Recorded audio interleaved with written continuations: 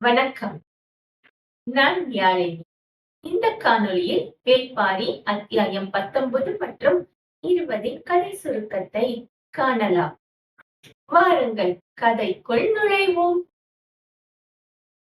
பெருஞ்சேரலின் ஆசைப்படி இளமையை தரும் மருந்தை தேடி பிடாரர்கள் நாகர்குலத்தை நோக்கி பயணிக்கிறார்கள்.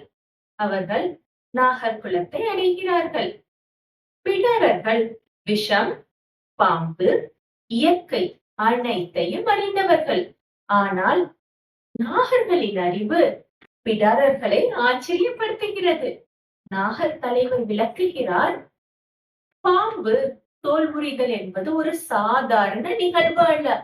அது ஒரு பிறவி மாற்றம், பழைய தோல் நீக்கம், புதிய வாழ்க்கை ஆரம்பம். மனிதர்களுக்கு இது சாத்தியமில்லை என்று நாகர் தலைவன் பிடாரனிடம் விளக்குகிறார்.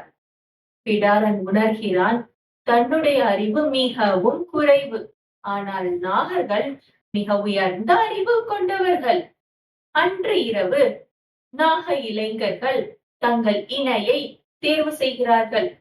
காதல், உடல், உயிர் ஒன்றாக இணைகிறது. அது மனிதர்களுக்கு புரியாத ஒரு இயற்கை சடங்கு. ஆபத்தை அறியாத இளம் பிடாரன் இச்சடங்கை ஒளிந்து இருந்து பார்க்கிறான். அவன் ஒளிந்திருந்து பார்த்தபோது விஷப்பாம்பு தாக்குகிறது. இளம் பிடாரன் உடனே இறக்கிறான். பிடாரர்கள் நாகர்களின் சக்தி உண்மையில் என்ன என்பதை உணர்கிறார்கள். நாகர்கள் சாதாரண மனிதர்கள் அல்ல. அடுத்த நாள் நாக தேவதை வழிபாடு. பாம்பு தோல் வழிபடப்படுகிறது. அது புனிதமானதாக கருதப்படுகிறது. பிடாரர்கள் திரும்பி வந்து சேரரிடம் பேசுகிறார்கள். நாகர்களை அழிக்க வேண்டும் என்று சேரன் முடிவு செய்கிறார். நாகர்கள் ஒரு சிறிய குழுதான், ஆனால் ஆபத்தானவர்கள். அவர்களை முழுமையாக அழிக்க வேண்டும் என்று முடிவு செய்கிறார்கள். சேரர் படை நாகர்களை தாக்குகிறது. ஆரம்பத்தில் நாகர்கள் பலவீனமாக தோன்றுகிறார்கள். ஆனால் நாகர்கள் அன்புகளுடன் பாம்புகள் பாய்கின்றன. சேரர் படை குழப்பம் அடைகிறது. சேரர்களிடம் பயம் பரவுகிறது. பிடாரன் புத்திசாலித்தனமாக கழுகுகளை விடுகிறான். கழுகுகள் பாம்புகளை பிடித்து அகற்றுகின்றன. சேரர் படை மீண்டும் நம்பிக்கை பெறுகிறது.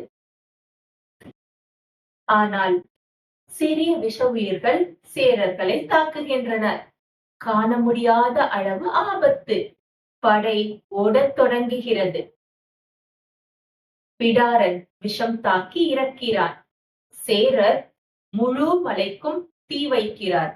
நாகர்கள் அழிக்கப்படுகிறார்கள்.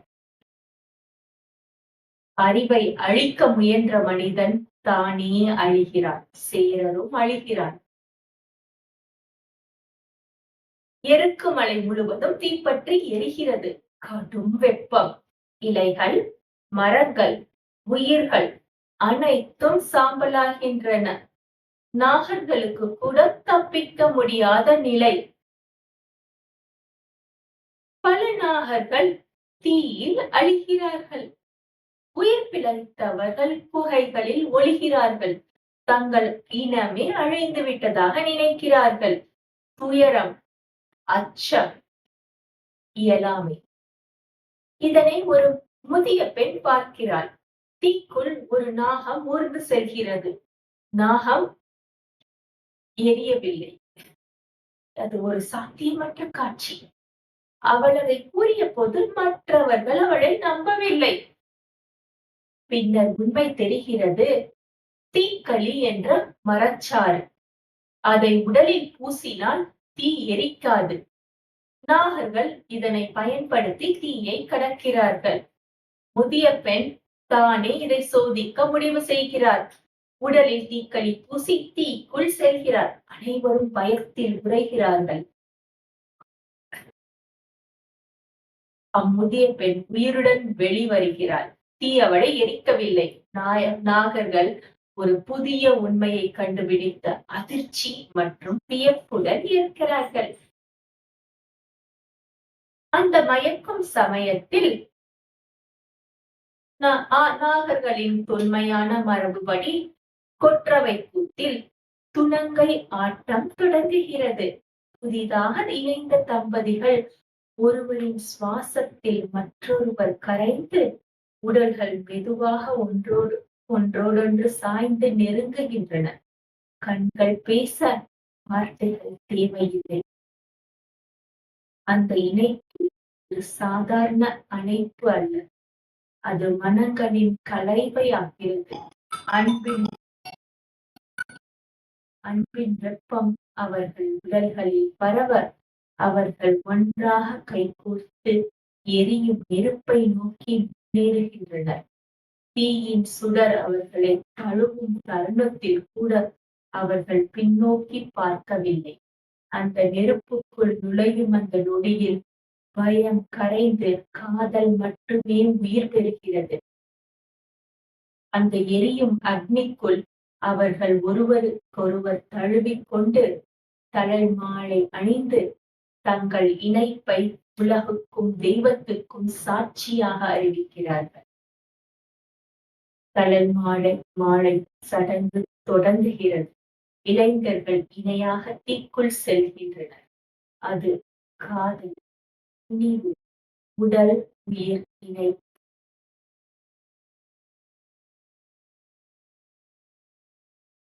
தனது மகள் அங்கவை இத்தீச்சடங்கில் கலந்து கொண்டதை வேள்பாரி உணர்கிறான்.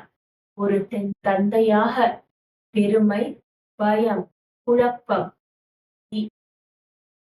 இணைந்த ஒரு மனநிலை, இரண்டாக பிளந்த மனநிலை.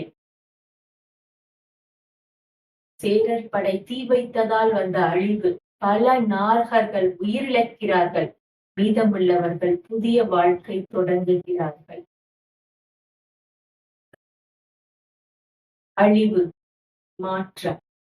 தீ அழிவு மட்டுமல்ல, அது புதிய அறிவை தருகிறது.